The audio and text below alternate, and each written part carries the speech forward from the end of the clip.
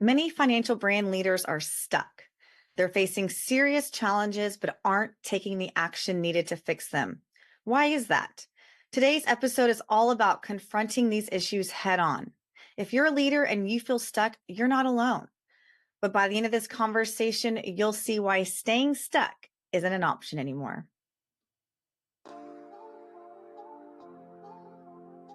You're listening to the Banking on Digital Growth podcast.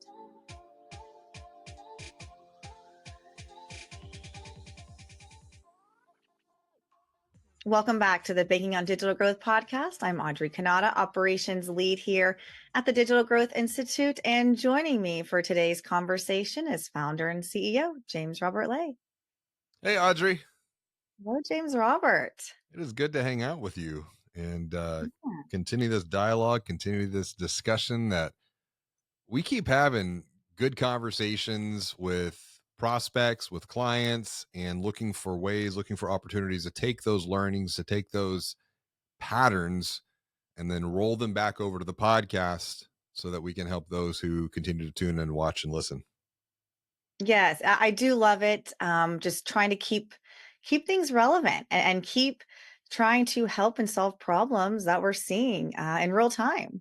Absolutely. And, one of the things that I'm observing this year is leaders are feeling stuck, trapped, um,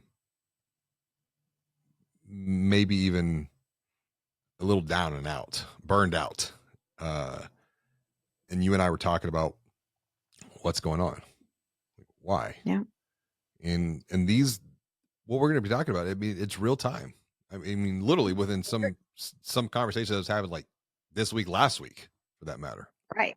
Right. I was going to say, like, you're actually getting these conversations via text, some in person, and yeah, in real time. Hmm. And it it's frustrating for me because I'm one who is always taking action. I'm Hmm. one for challenging myself. I know I don't know it all.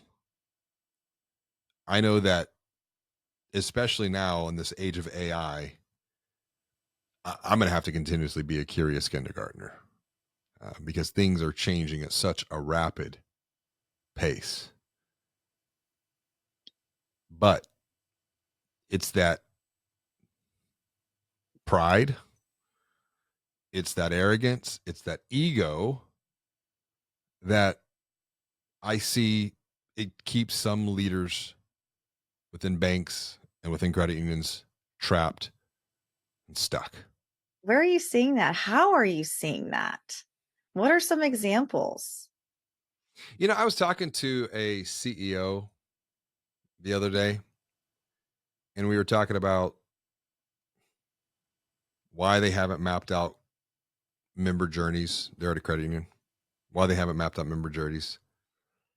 And his response, it stuck with me, and I've been pondering on it.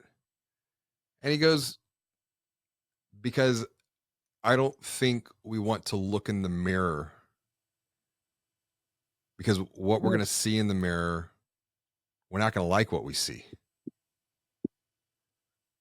And I'm like, that's coming from a CEO.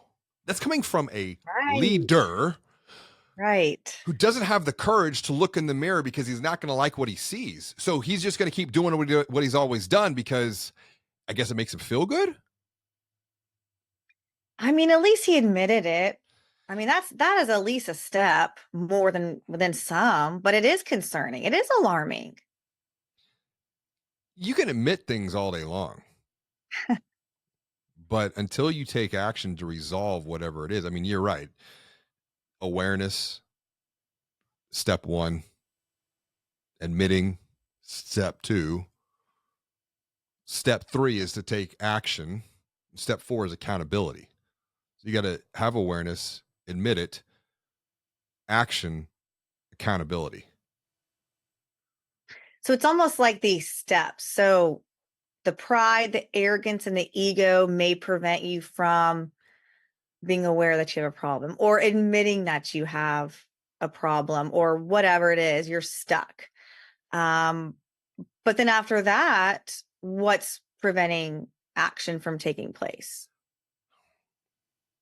I want You've to, admitted. yeah, before there, I want to add one more point because I was having a conversation at a conference I was recently doing a keynote at, and it was about this very subject. I was talking to someone who has been a marketing leader for 20 years on the banking side of things.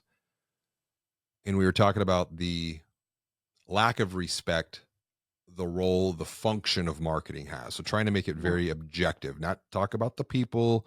Let's just talk about the role, the function of marketing. And I was like, well, why do you think leaders get stuck?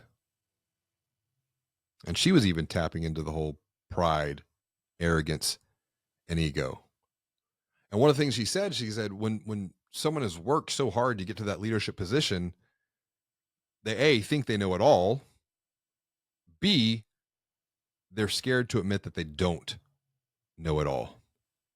And so they're going to fight to maintain the status quo because Right. it protects the ego. And so one of the other reasons that we see people get stuck is they have a fear of conflict. Yeah. I think this shows up often with when I have a conversation with a prospect and you talk with them, you challenge them a little bit, you ask them hard questions, and then you never hear from them again. And you're like, This is yes. Just say, just say no, we're good, not interested. This always gets me. and you're And like, I "W-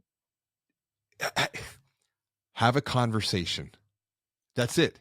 It's just a conversation. It's a dialogue. It's a discussion. have the I mean, I guess people just don't like feeling uncomfortable.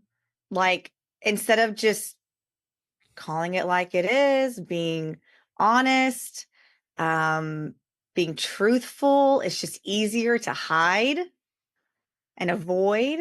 Hmm. I see this. I use this. I see this directly with conversations that I have, but it's not just my conversations with prospects. It's also a pattern that I see, particularly within marketing teams. Once again, and when I think about a financial brand marketing team, and they're lamenting to me of other business lines in the organizations don't respect the work that we do. So yeah, marketing has a marketing problem because it's perception. But when I ask the team, well, why are you frustrated? They're like, because we're so busy. Everyone comes to us last minute with all of these things that they want us to do and execute. So we don't have time to think. We don't have time to learn. Have you tried saying no? Yeah. Oh, I can never do that. Why not? Well, I would upset someone. Okay, it's not about feelings, right? Yeah.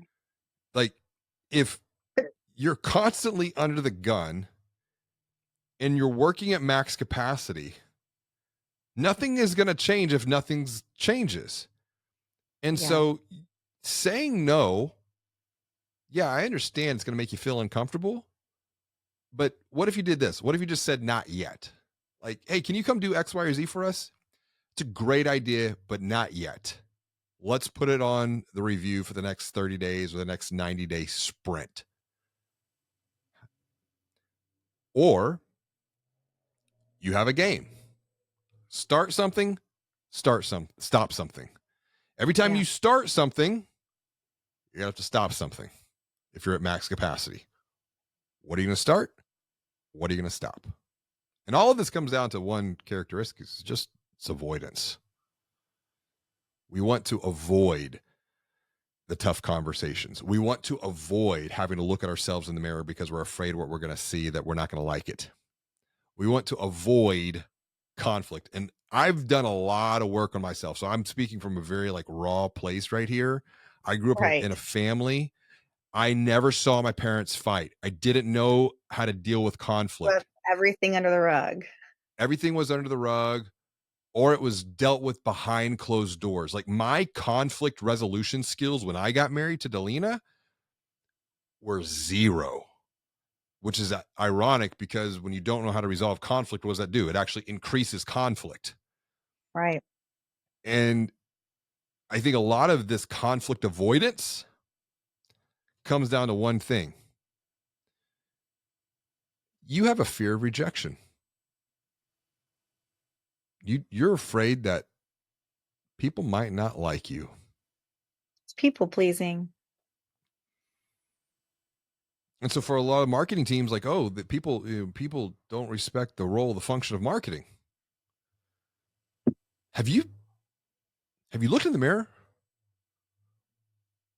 Have you asked yourself, do I respect myself?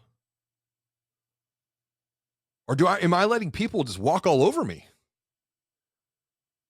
Once again, I've been there. I know what that's like. Oh, yeah. But I've done 10, 12 years of therapy to deal with a lot of beliefs. And that's all this is. These are the beliefs and these are the subconscious beliefs that we have about ourselves. Self-limiting beliefs that limit our future growth potential as an individual, as a team, as an organization. It is subconscious. I think so. And that's why I love having these conversations to try to surface some of this, because I really and truly believe that a majority of people out there are not intentionally avoiding or intentionally not saying no or intentionally avoiding, conflict. I don't know that it's like, yes, this is what I'm doing. It's just we feel uncomfortable. It's easier to say yes. It's easier to play nice. Um, but it does come down to respecting yourself and the work that you do and your time and your energy. You know, we've talked about, and I wrote about this in Banking on Digital Growth, the pyramid of human relationships. You have respect, you have trust, you have love. That's great from a marketing and sales context. But also, let's look at this from an individual perspective. It's like if you don't respect yourself, other people are not going to respect you. If you don't trust yourself, other people are not going to trust you. And once again, we think about trust in marketing. It's like, I don't have the number off the top of my head, but the 4A's group did research, and I think it was 91% of CEOs don't trust the role and the function of the marketing team, That's but right. they trust the CFO and they trust the CIO. Maybe it's because you don't trust yourself. Which, what is trust? It comes down to two things. It's words and actions. Well, and I think the whole idea, and we've talked about this as our team here is growing, is you want to hire the marketing expert, and it should be clear across the organization that that person is the expert on marketing and should be deferred to on strategic decisions. That's why they have the job. That's why I gave it to them, because they're better at it than I am. And we're not getting that. And it's funny because a lot of times when I do talk with a marketing leader, a CMO, an SVP, a VP, they're like, everything you're saying, everything I've heard you say on the podcast, everything you've written about in your books, I've been trying to bring this into my organization, but no one's listening to me.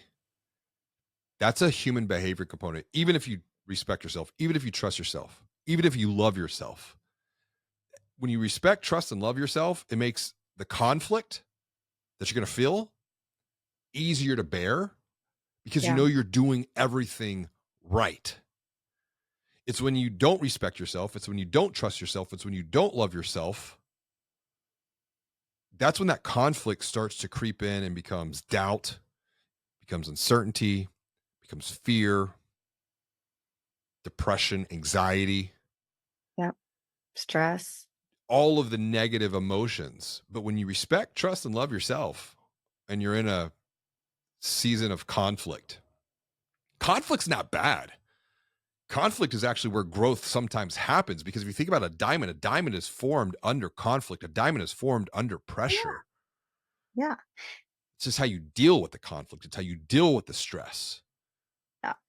And but if you're trying to bring new ideas in and you feel like those ideas are being rejected, that's a very common pattern of human behavior, because we think about the writings and the works of Edward Schopenhauer. He was a German philosopher in the late 1800s. And one of the things he said is, when a new idea, truth, is introduced into an environment, an organization, first and foremost, it's made fun of, it's laughed at. Second, it's going to be fought against, violently Mhm. opposed. And then third, it's going to be made self-evident. And it takes time to navigate those three stages. But when you respect, trust, and love yourself, it's much easier, because to walk that path. Once again, personal perspective here. My wife, as you know, Audrey, Delina, is a truth teller. She does not care about what anyone thinks about her. So she's just going to speak her mind and just let it flow. Ruthlessly kind is how she is. But a lot of what she has told me over the years, areas, blind spots that I have had, things that she has brought, created awareness, things that sometimes I didn't even want to accept, she was right. Mhm. I had to go pay other advisors, consultants, coaches to tell me the exact same damn thing. And she's like, I told you that like 3 years ago. Yeah. And if you're trying to bring a new idea in, but you feel like it's being rejected, sometimes having the external objective perspective is simply all you need. And I mean, I've gone to bat Yeah. And dozens of it's times. validation. I mean, how many Yes. times do we hear the words, I feel validated? Finally, someone gets me. I'm not off. I'm not crazy. Mhm. And you have been this supportive role. I have seen a dozen times to those that we have worked with or are currently working with, and they're frustrated. They're at that point. Um, and you're helping them know that, yeah, you're not alone. And in some cases, there has been changes. There has been role changes or organization changes. Because at some point you can only do what you can do, right? Yeah. You've got the courage to say something, to stand up, to try to make a change, but you can only do so much. And at some point you may have to make that challenging decision to consider other options. It's not the first time that that's happened. I mean, I could think of at least, off the top of my head, half a dozen financial marketing leaders that I've worked with over the years that realized that where they were at was not where they needed to be. And it took some courage, but they left. Some chose to stay. But it's almost like that's a bad relationship at that point.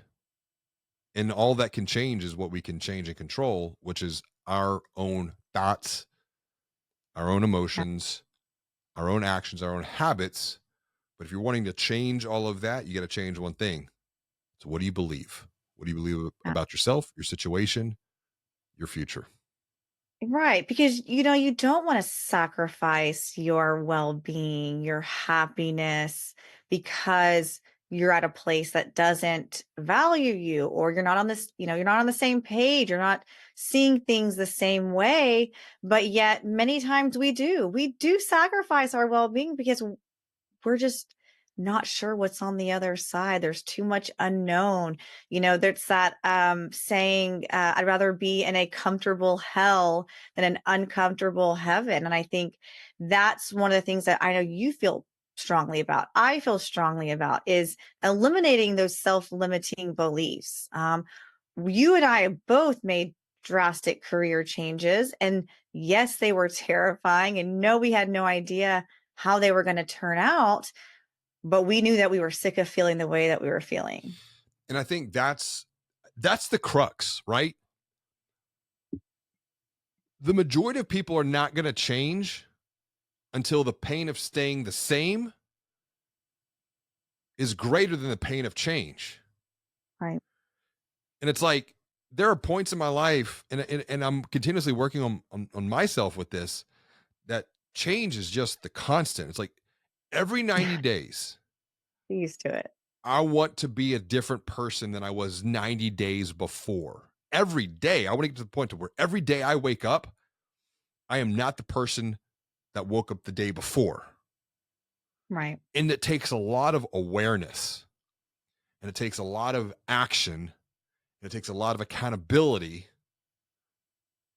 to have that level of continuous growth and continuous transformation. And when you're an individual and you are invested in, we'll just call it personal growth, and personal growth is going to lead to professional growth, and professional growth is going to lead to personal growth. Both sides will feed to growth. There's a very high probability that you're going to outgrow those that you work with if they're all staying the same. Hmm. And that's where you're going to have to make a choice. You might just have to level up yourself. Yeah. And also just know that, and like you said, just get used to the change, get used to the uncomfortableness. The only way to grow, to level up, to get better is by going through that, state of change, that state of being uncomfortable. It's the only way. It really is. And I think the sooner you kind of just accept that and know that Yeah. this is temporary, but this is the price I'm paying to get to the other side. But the thing is once you get to the other side, once you get to that mountain peak, guess what? There's going to be another mountain peak ahead that you're going to look at and you're like, I wonder what's up there. And then you're going to have to make a decision. You're going to have to make a commitment. Do I have the courage to continue to climb that next mountain? That courage is going to come from looking at what you've done to get to the point to where you're at today. And so life is essentially it's the stacking of all of these small courageous decisions. Because when you do what you say you're going to do, the direct result of that is the continued increase in your confidence. Yeah. And sometimes, though, to get to the next mountaintop, you just got to let go. You got to let Yeah. go of everything that took you to the place to where you're at today. But that means letting go of what? Yeah. Beliefs, feelings, thoughts, emotions, people Yeah. people in your life. And it's not being mean. It's just It's taking care of yourself. It's taking care of yourself, respecting yourself first and foremost. always looking to create value for other people though. Because Well, because value creation has to be at the heart of all of this. It's like this idea of like servant leadership. yeah, of course, absolutely. And it's just that if you're not in the right space, you can't help others. You know what I mean? It's like help yourself to help others. Well, when you left teaching, like you were talking about like these career changes, right? When you left teaching, you had a servant heart. You Mhm. wanted to help people, Why it was so hard to leave. And that's why it killed me to leave. And I felt like crap leaving. but it took courage, it took vulnerability. Most importantly, it came down to respecting, trusting, and loving yourself. Yeah. You had to tell yourself the truth Yeah. about where you were, but also about where you could go, even if the path wasn't 100% clear going forward into the future. Yeah. So as we start to wrap up, just talking about feeling stuck. and not experiencing change. I think it just really comes down to, I think the roadblocks, the majority of the roadblocks, or at least the ones that us as individuals can tackle, it is the mental roadblocks. It is the mental roadblocks standing in our way of making progress. And like you said, it might be ego, it might be arrogance, it might be pride, it could be fear of being disliked, fear of not knowing it all, fear of failure. Those are all things that we have to tackle and deal with internally first, though. It's one Final thoughts. it's one of the reasons that I believe the most important technology that every single one of us must learn to master in the age of AI is the technology that sits between our ears. Yep. It's our mind. Our mind is the software. Our brain is the hardware. And for us to continue to level up and grow, it's continuously upgrading the software so that we can see, think, feel, and then as a result, do differently than what we've done before. It's been a good conversation, James Robert. It has been a good, I mean, we, Little off, little different, little deep, but I think it's so important, and it shouldn't be overlooked. These conversations, and they may not be for everybody, but I think for a lot of our growth-minded listeners, it is. for those that are wanting to continue to grow, they're wanting to continue to learn. We appreciate you for tuning in, for watching, Absolutely. for listening, for being a part of this community. Because I'm committed to learning. I'm committed to growing. I know Audrey, you're committed to learning. You're committed to growing, and we appreciate those that are committed to learning and growing together with us as well. Yep. Thank you. Thank you. Thank you all for joining us for another episode of the Banking on Digital Growth podcast. Y'all be well. Do good. Y'all be the light.